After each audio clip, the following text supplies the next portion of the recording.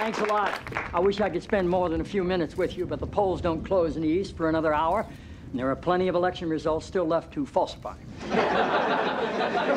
You know, with so many people participating in the political and social debate through call-in shows, it's a good idea to be reminded every once in a while.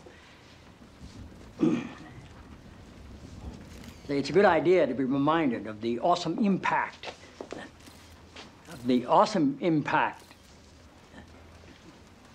I'm sorry, you're Dr. Jenna Jacobs, right? Yes, sir. It's good to have you here. Thank you.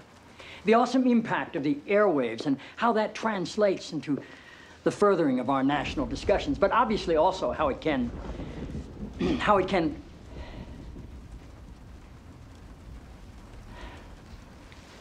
Forgive me, Dr. Jacobs.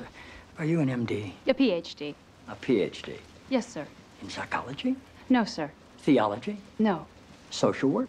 I have a PhD in English literature. I'm asking because on your show, people call in for advice, and you go by the name Dr. Jacobs on your show, and I didn't know if maybe your listeners were confused by that and assumed you had advanced training in psychology, theology, or healthcare. I don't believe they are confused, no, sir. Good.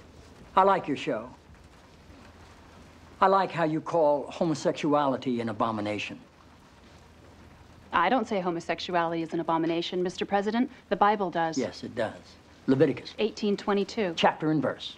I wanted to ask you a couple of questions while I had you here. I'm interested in selling my youngest daughter into slavery, as sanctioned in Exodus 21:7.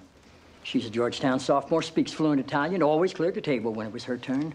What would a good price for her be? While thinking about that, can I ask another? My chief of staff, Leo McGarry, insists on working on the Sabbath. Exodus 35:2 clearly says he should be put to death. Am I morally obligated to kill him myself, or is it okay to call the police? Here's one that's really important, because we've got a lot of sports fans in this town. Touching the skin of a dead pig makes one unclean, Leviticus 11:7. If they promise to wear gloves, can the Washington Redskins still play football? Can Notre Dame? Can West Point? Does the whole town really have to be together to stone my brother John for planting different crops side by side?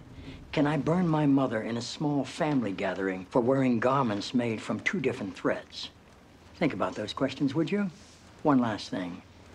While you may be mistaking this for your monthly meeting of the Ignorant Tight-Ass Club, in this building, when the president stands, nobody sits.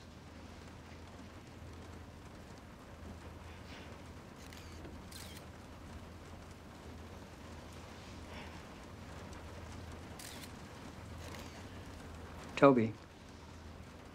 Yes, Mr. President. That's how I beat him.